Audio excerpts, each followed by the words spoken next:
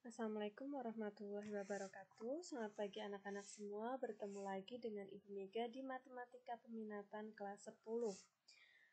Pada pertemuan semester 2 ini kita mulai dengan vektor dan juga kita akhiri dengan vektor. Kenapa? Karena satu bab pada semester ini adalah vektor. Lalu sebelum kita masuk ke vektor, mari kita ingat yang kalian cari kemarin, minggu kemarin, yang kalian catat, ada tugas ya. Kita lihat di sini apa sih skalar dan vektor. Kita kenalan dulu yuk untuk konsep skalar. Jadi misal ada contohnya tuh gini. Tinggi lemari pakaian Rina adalah 100 cm. Lalu beda kasus lagi, selang waktu Dino berlari menempuh jarak 200 meter adalah 24,3 detik. Contoh kasus lainnya lagi, luas halaman sekolah Ina adalah 200 meter persegi. Ini adalah 3 jenis konsep skalar. Kalian bisa lihat ya, di sini kita hanya membahas angka. Lalu, pada konsep vektor.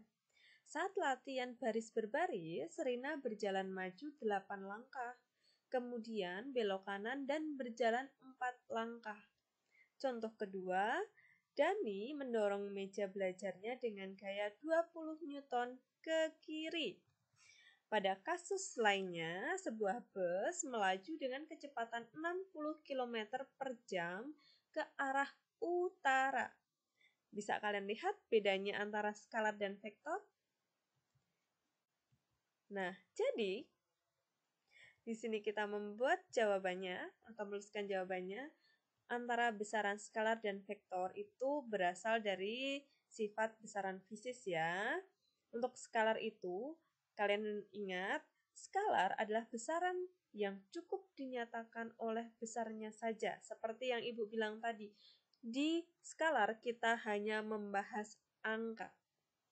Ingat ya, jadi skalar itu hanya membahas angka, tidak membahas arah. Jadi misal kayak waktu. Sekarang jam 10. Itu namanya skalar. Suhu di musim dingin kurang lebih negatif 1 derajat pada hari ini atau pada jam ini. Itu hanya membahas besarnya, tidak membahas arahnya gitu kan. Membahas volume, misal volume tabung adalah 20 cm kubik dan selanjutnya gitu ya. Pada contoh skalar itu juga ada laju, energi. Nah, jadi skalar karena tidak bergantung pada arah, dia juga tidak bergantung pada sistem koordinat. Pada besaran vektor yang baru kita pelajari ini, besaran yang dicirikan oleh besar dan arah. Jadi Ibu tadi mempertegas ada kata ke kiri dan selanjutnya tadi. Nah, itu makanya contohnya itu adalah kecepatan, percepatan, gaya. Kayak 20 Newton, kemana? Ke kiri atau ke kanan? Kayak tadi.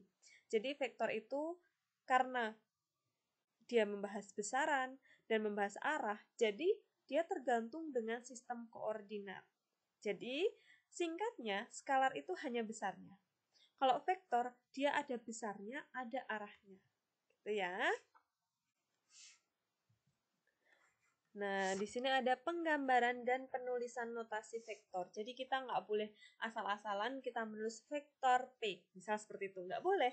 Di sini ada notasinya. Jadi misal kita punya gambar. Lihat ya gambarnya ini ya. Kemudian, di sini ada penjelasan. P ini adalah titik pangkal vektor. Kemudian titik I-nya ini adalah ujung vektor. Lalu tanda panahnya, yang ini tanda panah, itu arah vektor. Jadi pangkal itu yang tidak ada tanda panah, ujung vektor itu yang ada tanda panah. Lalu membahas tentang P sampai Q atau panjang vektor itu, kita lambangkan dengan mutlak PQ. Jadi mutlak PQ atau panjang PQ itu adalah besaran atau panjang vektor. Untuk notasi vektor bisa kita tulis PQ, terus di atasnya ada anak panah gitu. Nah, vektor itu juga bisa ditulis dengan huruf tebal. Tapi nggak mungkin ya kalian nulis di buku tulis, nanti ganti pena atau spidol biar tulisannya tebal, nanti akan lama. Jadi kita lambangkan dengan ada arahnya itu di atasnya, arah panah gitu. Kemudian kalau kalian nulis di Microsoft Word atau di aplikasi, kalian bisa menulis vektor itu dengan huruf miring. Untuk ruang vektor, kita juga harus kenalan juga sama ruang vektor, yaitu sebuah vektor di Rn dan dinyatakan oleh n itu bilangan berturut-turut atau terurut, yaitu vektor U, U1, vektor U1, vektor U2, dan selanjutnya sampai vektor UN. Nah, biasanya yang akan kita pelajari itu adalah vektor di R2. R2 itu maksudnya ruang dimensi 2. Itu adalah vektor yang terletak di satu bidang atau vektor yang hanya mempunyai dua komponen, yaitu X dan Y. Itu nanti bisa kalian lihat di Kartesius ya. Untuk vektor di R3 atau ruang ketiga atau bidang 3 ya, 3 dimensi, adalah vektor yang terletak di ruang dimensi 3 atau vektor yang mempunyai 3 komponen X, Y, dan Y. Biasanya kalian ketemu hanya X sama Y ya. Sekarang kita ketemu sama yang Z juga. Nih gambarnya. Jadi biasanya kita vektor itu, kita Kartesius itu kan hanya X sama Y ya. Di vektor ini, pada ruang ketiga atau dimensi 3, itu kita punya Z. Gitu.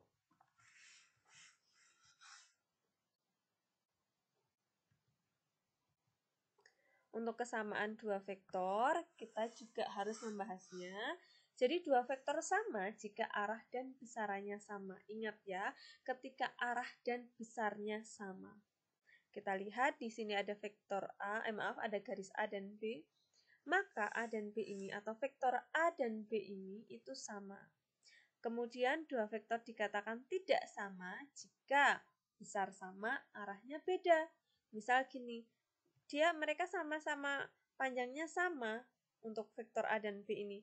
Tapi kalian lihat, ini arahnya itu kan satunya ke kanan lurus, satunya agak naik, agak serong. Nah, ini beda. Jadi, dia bukan kesamaan. Karena konsepnya kan harus arah dan besarnya sama. Lalu, contoh dari yang tidak sama, ketika besarnya tidak sama, arahnya sama. Itu juga nggak boleh. Jadi ini arahnya sama-sama ke kanan. Tapi untuk vektor A dan vektor B ini panjangnya berbeda. Ini 2 satuan, ini 3 satuan. Jadi jelas vektor A dan B-nya itu tidak sama. Dan di sini apalagi ini, besar dan arahnya beda. Jelas mereka tidak akan masuk dalam kesamaan dua vektor. Terus kita juga nanti akan belajar tentang penjumlahan dan pengurangan vektor. Jadi metodenya bisa pakai jajar genjang, bisa segitiga, poligon, atau uraian. Jadi untuk jajar genjang itu di sini ada vektor A, terus ada vektor B. A itu arahnya ke sana, B arahnya naik. Jadi bisa kita gambar. A itu ke sana, B-nya naik. Jadi kita satukan ujung sama ujungnya. Terus kita buat lawan dari B itu. Nanti kita satukan gitu. Jadi kalau ada seperti ini, dia adalah R sama dengan vektor R adalah vektor A ditambah vektor B. Bisa juga tadi dengan segitiga ya. Ini dengan segitiga. Jadi di sini vektor A, jadi menggambarnya itu lanjut ya. Jadi A terus dilanjut panah, terus nanti ketika penjumlahan di sini dia kita satukan, terus panahnya itu disatukan dengan si ujung panah vektor B. Lalu untuk poligon atau segi banyak, misal kita punya garis A, garis B, C, D gitu kan. Kalau penjumlahan, ingat ya, kalau penjumlahan itu harus mengikuti panah. Jadi misal A-nya ke sini, B-nya itu harus lanjut, tapi kita harus mindahnya itu sama. Jadi bentuknya atau arahnya itu segini, nanti pas mindah B-nya itu harus derajatnya juga sama, miringnya juga sama, dan lanjutkan dari si panah ujung A itu. Terus nanti C juga sama, lanjutin dari panah B ini. Dan mindahnya juga besarnya dan arahnya harus sama. Derajatnya sama. Jadi kalian mindahnya itu harus hati-hati. Terus nanti D itu juga melanjutkan dari ujungnya si C. Itu juga arah dan besarnya sama. Terus di hasil akhirnya kita satukan dengan ini. Garis ini, penyatuannya itu kalian satukan panah dengan panah. Gitu ya. Kalau yang penjumlahan, garis yang dijumlahkan, itu harus mengikuti atau melanjutkan panah. Tapi untuk garis akhir atau penyambungnya, dia itu kalian buat bertabrakan dengan panah terakhir. Jadi kalian tarik dari pangkalnya si A, terus disatukan dengan ujungnya si D. Tuh. Pokoknya gambar vektor itu kayak gitu ya. Kalau penjumlahan dilanjut dari panahnya. Lalu perkalian vektor dengan bilangan real. Kalian bisa lihat. M itu adalah bilangan real, kemudian V-nya itu adalah vektor, itu searah dengan vektor V jika M-nya lebih besar dari 0. Ingat, kalau searah itu M lebih besar dari 0 ini, bilangan realnya itu harus positif atau lebih besar dari 0. Tapi kalau berlawanan arah dengan V atau vektor V, itu ketika M-nya ini kurang dari 0, maka maknanya dia bisa negatif ya. Lalu M kali vektor V, ketika vektor 0 jika M-nya 0. Jadi kita punya vektor searah, berlawanan arah, sama vektor 0. Ingat, kalau searah itu positif, kalau berlawanan arah kurang dari 0, kalau vektor 0 ya karena M-nya 0, gitu ya. Jadi sifat-sifat perkalian skalar dengan vektor kita bisa kenal kayak gini. Ini sama seperti sifat-sifat perkalian sebelum-sebelumnya yang kalian pelajari ya. M ditambah N dikali vektor U itu kita kalikan seperti ini. Tuh, kita sebarkan seperti ini. Ini juga sama, ini juga sebarkan. Terus ini juga, ini bisa kita tukar, M-nya yang kita keluarkan, terus N kali vektor U itu boleh, karena ini semua perkalian. Terus 1 dikali vektor U, yaitu vektor U itu sendiri. Contohnya begini. Kalian diminta untuk menentukan penjumlahan vektor A ditambah vektor B ditambah vektor C secara berturut-turut gitu ya. Jadi gambar vektor A, garis vektor A, garis vektor B, garis vektor C itu seperti ini gambarnya. Jadi A dulu kita gambar, ujungnya A di mana? Di sini. Kita lanjutkan. Nah, kita lanjutkan gini, ujung B-nya gimana? Di sini. Terus arah C-nya kan agak condong gini ya. Kita juga lanjutkan dari sini gini. Nah, lalu yang terakhir ini kita buat garis, nanti panahnya ke sini, mengarah ke sini. Nah, gitu. Terus kita beri nama ini, seperti di soal ini.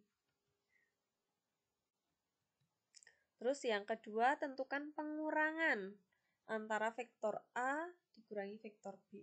Kita punya gambar vektor di sini dari soal ya. Bentuknya seperti ini. Kalau pengurangan itu lawannya dari penjumlahan tadi. Kalau penjumlahan itu kan mengikuti dari panah ya. Kalau pengurangan itu malah enggak. Jadi misal gini. Kita punya vektor A, kita gambarnya persis dari arah sama ukurannya, derajatnya juga sama, terus B. Nah, awalnya tuh kan gini ya. Awalnya gini, kita balik garisnya. Itu alternatif pertama. Bisa alternatif kedua itu seperti yang Ibu jelaskan tadi, kita letakkan dari baliknya konsep penjumlahan yang pertama tadi. Nah, ini bisa juga. Jadi kalau untuk negatif itu kayak yang B ya. Panahnya itu kalian tuker. Jadi misal di bawah jadi di atas.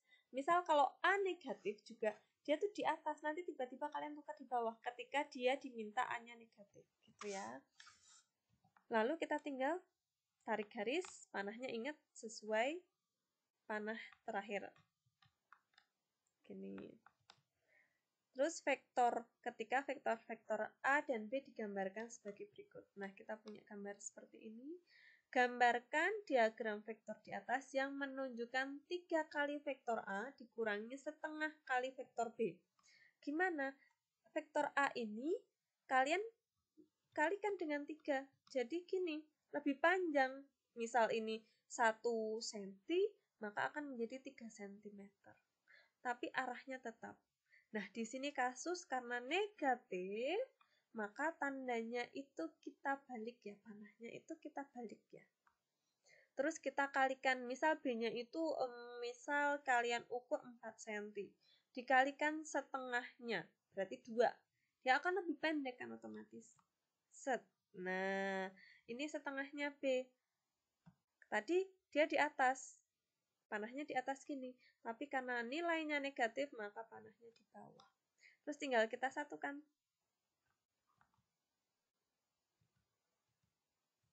Nah, tinggal kita satukan.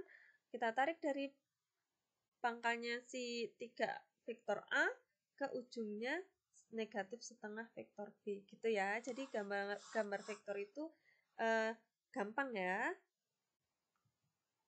Untuk soal latihan, kalian baca ini. Jadi, saya minta kalian menggambar.